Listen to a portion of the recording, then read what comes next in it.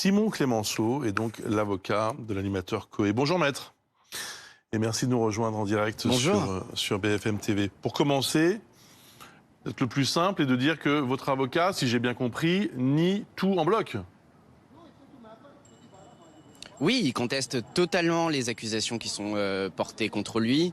Ce sont des accusations qui sont fausses et c'est l'objet de la plainte en dénonciation calomnieuse qui a été déposée et aussi de la tentative d'extorsion en bande organisée.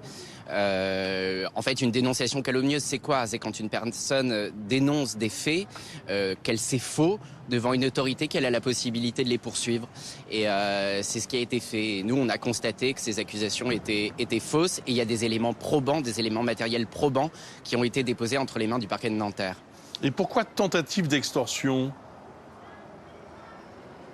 Alors d'abord, nous, ce qu'on a constaté, c'est que les accusations, elles provenaient de comptes Twitter anonymes qui sont réputés pour répandre de fausses accusations sur des personnalités. On a aussi constaté que les accusations qui ont été portées contre notre client se fondaient sur des captures d'écran qui sont des faux. Et c'est aussi l'objet de la plainte en faux qui a été déposée. Et aussi, on a constaté les multiples incohérences dans les multiples prises de parole de la plaignante sur différentes émissions, sur Internet, sur YouTube, sur les réseaux sociaux, avec ces multiples contradictions qui sont...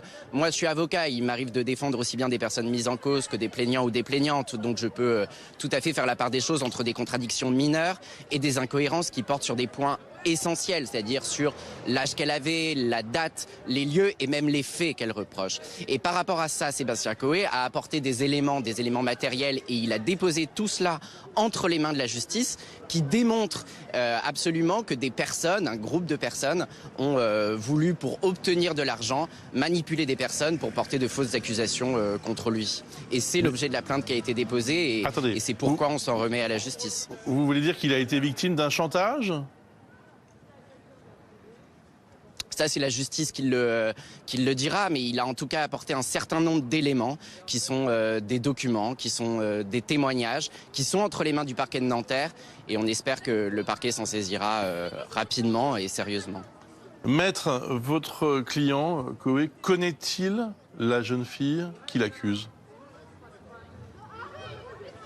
Alors, il la connaît, mais il conteste totalement les accusations qui sont portées contre lui. Est-ce qu'il l'a rencontrée dans un hôtel à Genève, comme elle l'affirme ?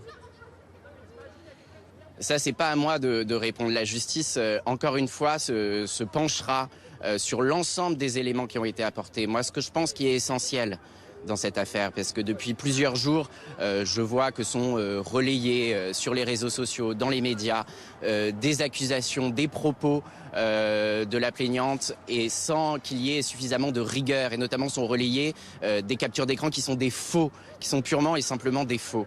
Et c'est pour ça que nous, notre démarche, c'est de remettre du sérieux, de remettre de la rigueur et de s'en remettre à la justice. Donc c'est exactement le sens du communiqué, exactement le sens de la plainte qui a été déposée pour qu'on confie ces éléments au parquet et c'est le parquet et la justice qui se prononcera sur ces faits. Je rappelle qu'une enquête préliminaire a d'ores et déjà été ouverte pour effectivement essayer de faire la lumière sur cette affaire. Tout à fait, ce qui est automatique et mécanique, heureusement, dans ce type de fait. Bien sûr. Maître, pour bien comprendre, est-ce que votre défense, la défense de votre client va être de dire qu'au fond, cette relation était consentie ? Non, la défense de mon client, c'est de dire que les accusations sont parfaitement fausses et qu'il est aujourd'hui victime d'une dénonciation calomnieuse, d'une dénonciation qui est parfaitement fausse et qu'il a aussi apporté ces éléments qui démontrent qu'il y a eu une extorsion, une tentative d'extorsion en bande organisée par plusieurs personnes. Et ça, ce sont des éléments qui sont aujourd'hui entre les mains de la justice. Pourquoi ne pas les rendre publics ? Parce qu'il y a le secret de l'enquête, d'abord. Parce que je pense qu'il faut aborder cette affaire. En fait, si vous voulez, on a l'impression que là, cette affaire, elle est entre les mains des réseaux sociaux où chacun va aller donner son avis. Et nous, notre position et la position de Sébastien Coé, c'est d'avoir un regard sérieux, un regard rigoureux sur les faits qui lui sont reprochés, qu'il conteste totalement.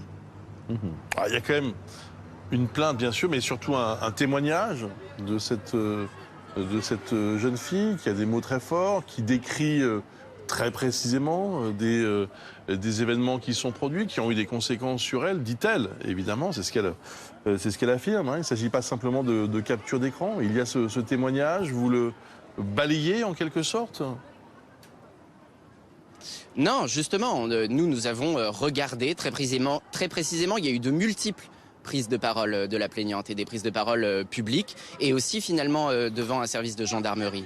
Et c'est pour ça qu'il y a eu une plainte en dénonciation calomnieuse, parce qu'on a constaté qu'il y avait de multiples incohérences et de multiples contradictions qui, encore une fois, ne sont pas sur des points mineurs, sont sur les points essentiels que la justice devra analyser et devra examiner. Le lieu des faits, la date des faits, l'âge qu'elle avait et même les faits eux-mêmes qu'elle reproche, sur lesquels elle se contredit en disant qu'il y a eu une contrainte, finalement en disant qu'il n'y a pas eu de contrainte. Donc c'est pour ça qu'il y a eu une plainte en dénonciation calomnieuse, parce que ces faits, ils sont faux, ils sont parfaitement mensongers et c'est en ça que Sébastien Coé, vous savez, souvent dans ce type de dossier, les personnes proclament le dépôt de plainte.